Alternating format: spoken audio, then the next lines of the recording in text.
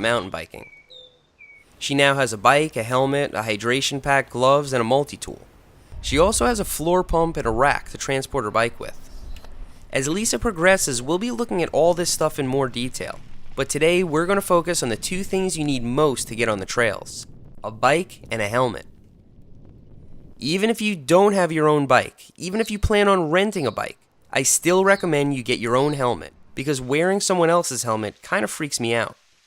Lisa is wearing a Cali Protectives Chakra, which would be considered a general purpose mountain biking helmet. It's lightweight, has good ventilation, fits securely, and looks cool, which are all things you might spend a couple of extra dollars on.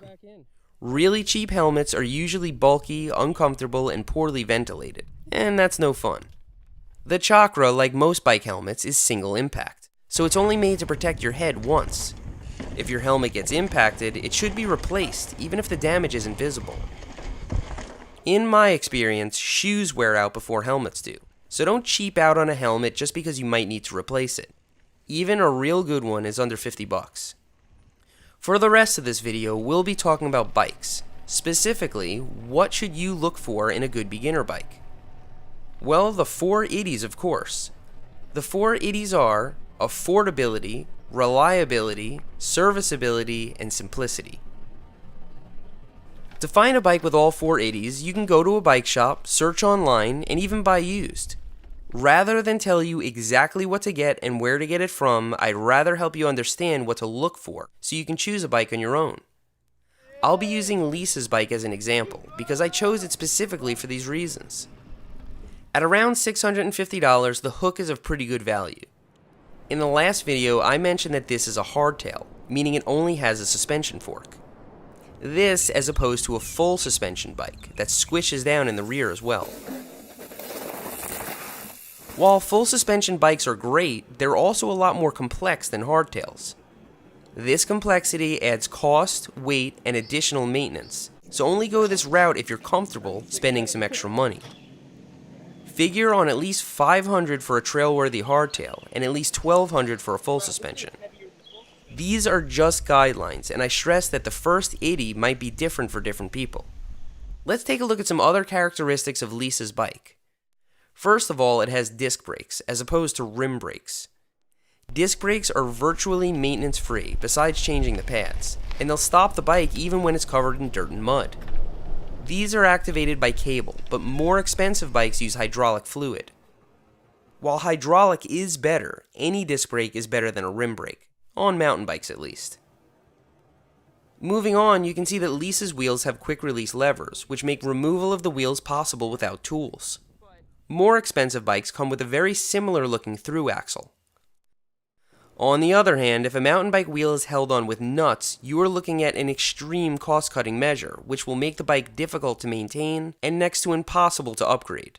Aside from specialty bikes like dirt jumpers, you want a mountain bike with levers on the axles. The next thing to look for is a threadless headset, which you can identify by the pinch bolts on the stem.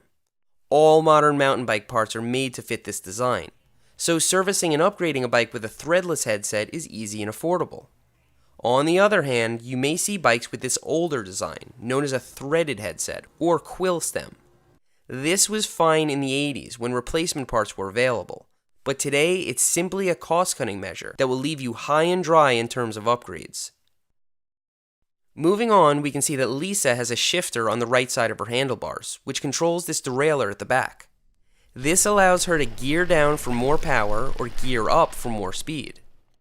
I've taught a lot of beginners to ride, and most of them suffer from what I call shift anxiety. Shift anxiety is the reluctance that beginners have to shifting gears. To them, shifting only results in irreversible clicking noises that never go away. Funny, Lisa has been shifting gears since day one. It's second nature to her. That's because she's riding a bike with a 1x.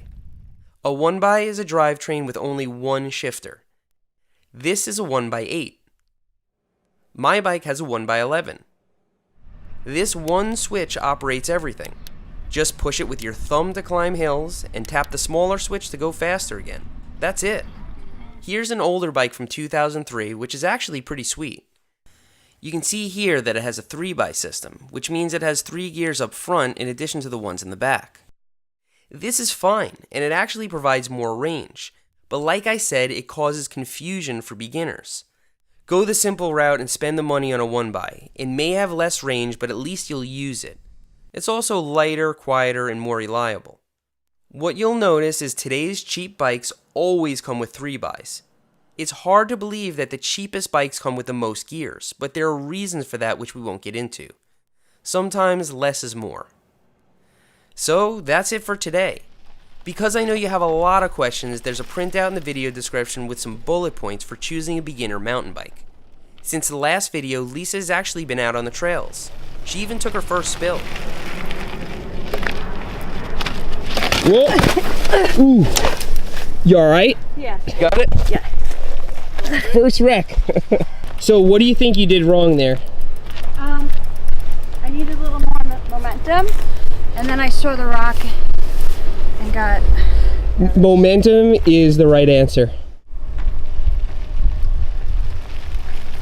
Pedal, pedal, pedal, pedal.